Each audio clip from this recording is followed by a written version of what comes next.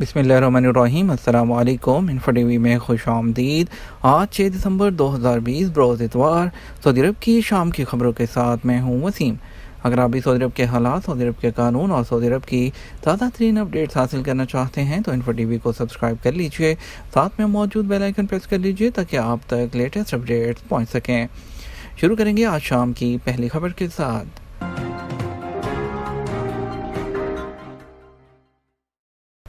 Corona के बाद भी ऑनलाइन तालीम जारी रहेगी। सऊदी वज़ीर तालीम डॉक्टर हमद बिन मोहम्मद आल शेख ने कहा कि कोरोना बहरान ख़त्म होने के बाद भी ऑनलाइन तालीम का सिलसिला जारी रहेगा। सबक वेबसाइट के मुताबिक उन्होंने कहा कि ऑनलाइन तरीका तालीम का मुस्तकिल ज़रिया बन चुका है, जिसने अपनी अफादियत साबित की है। तालीमी मेयार जांचने के इदारे का दौरा करने के बाद उन्होंने कहा कि हम चाहते हैं कि कोरोना के बाद भी हर स्कूल में ऑनलाइन तालीम जारी रहे। दूसरी तरफ तालीमी मेयार जांचने के इदारे के सरबराह डॉक्टर अहमद अल ईसी ने कहा कि वज़ारत तालीम ने कोरोना बहरान के दौरान इंतहाई तेज़ी के साथ तलबा को मुतबादिल तालीम निज़ाम फ़राहम कर दिया था।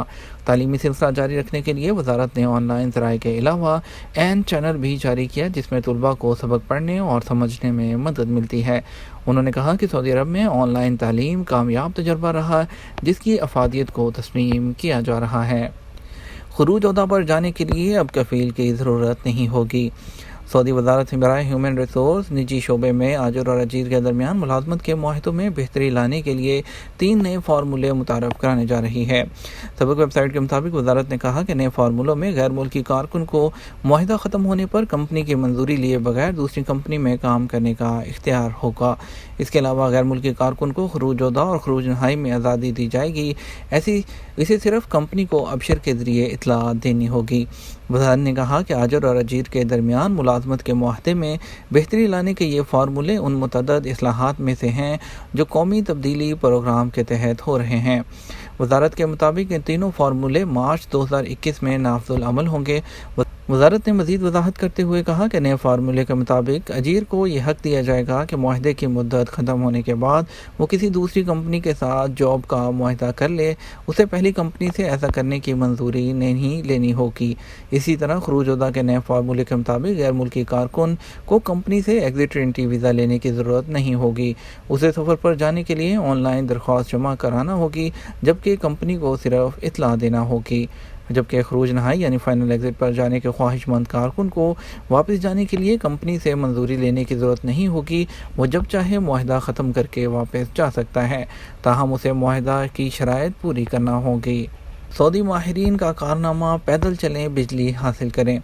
सऊदी अरब की शाह अब्दुल अजीज़ यूनिवर्सिटी से मुंसलिक माहिरीन ने बिजली पैदा करने का नया तरीका ईजाद कर लिया, जिसके तहत पैदल चलने से कई मेगावाट बिजली पैदा की जा सकेगी।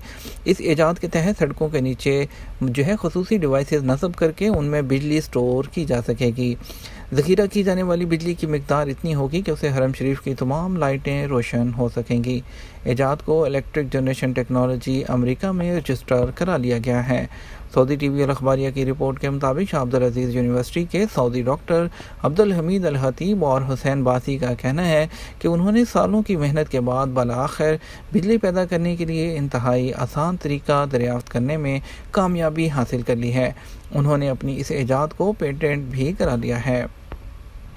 अब बात होगी सऊदी अरब के बदलते हालात। आपके सवालात जवाबात से मुतल्लिक छुट्टी पर गए हुए तारकीन का खरूज नहाई लग सकता है या नहीं।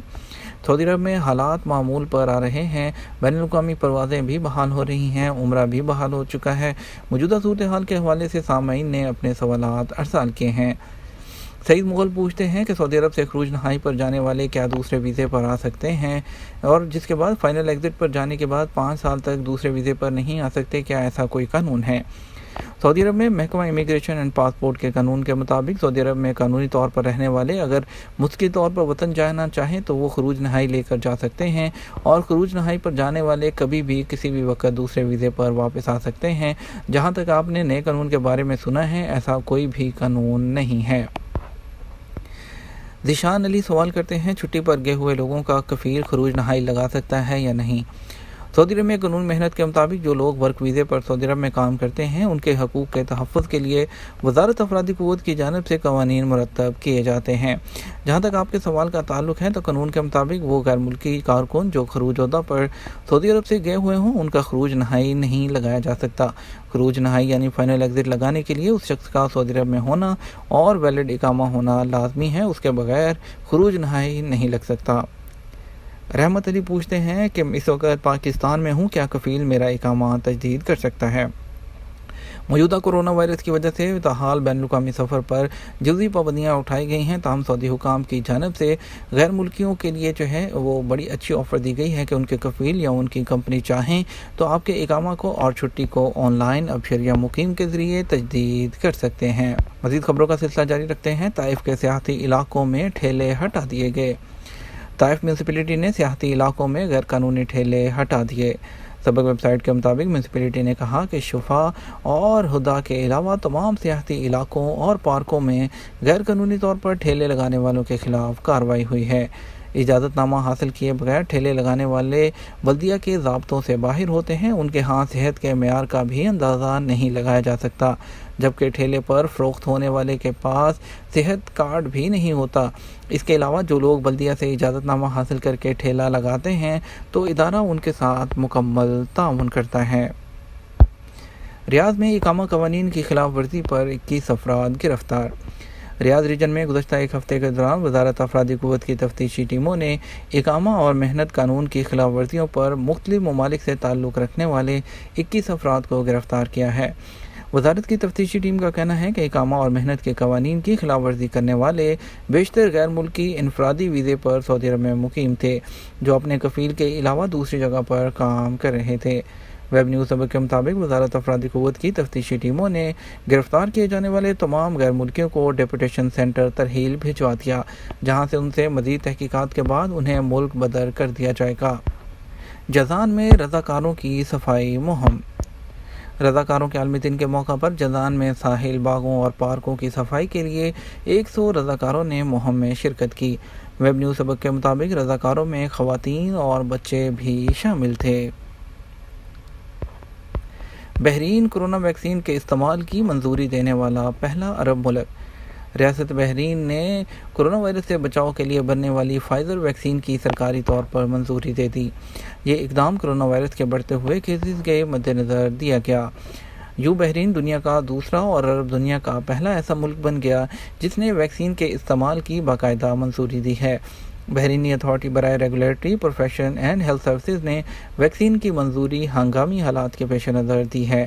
اتھارٹی کے مطابق یہ ویکسین کورونا سے شدید متاثر افراد کے لیے دستیاب ہوگی، وہ چاہے عمر رسیدہ ہوں یا بچے وغیرہ، البتہ ان کی تصدیق وزارت صحت کرے گی۔ اب کچھ خبر شامل کرتے ہیں۔ عجیب و غریب زبردستی گلے لگانے اور بوسہ لینے پر کورونا سے متاثرہ ملازم کے خلاف مقدمہ۔ یہ خبر ہے پاکستان کے شہر کراچی کی میٹروپولیٹن کارپوریشن کے ڈائریکٹر HR جمیل فاروق کی، جنہوں نے ایک امپلائی کی تنخواہ روکی تو اس نے منفرد طریقے سے بدلہ لیا۔ آپ کو بتاتے ہیں کہ ڈائریکٹر پولیس کے مطابق سٹی کورٹ تھانے میں درج مقدمے میں کار سرکار میں مداخلت اور دھمکی دینے کی صفحات بھی شامل کر لی گئیں۔ KMC کے افسر نے بتایا کہ وہ کورونا پازیٹیو ہے اور کورونا پازیٹیو ثابت ہو گیا تو جو وبائی مرض پھیلانے کی دفعہ بھی شامل کر لی جائے گی۔ کارپوریشن کے ملازم شہزاد انور وہ یہ کہتے نظر آ رہے ہیں کہ انہوں نے ان کی تنخواہ روکی، پھر بھی وہ ان سے ملنے آئے، جبکہ بعد میں وہ انہیں بتاتے ہیں کہ ان کو کورونا ہو چکا۔ دونوں افسران اس سے پہلے تنخواہوں کی ادائیگی میں تاخیر پر بحث ہوئی تھی۔ یہ تو ہمارا آج کا نیوز بلیٹن۔ مزید خبروں کے لیے آپ رات 12 بجے کا نیوز بلیٹن دیکھ سکتے ہیں۔ اس کے ساتھ ہم آپ سے اجازت چاہیں گے، ویڈیو کو لائک اور شیئر کیجیے گا۔ آپ کے قیمتی وقت کا شکریہ، اپنا خیال رکھیے گا۔ السلام علیکم۔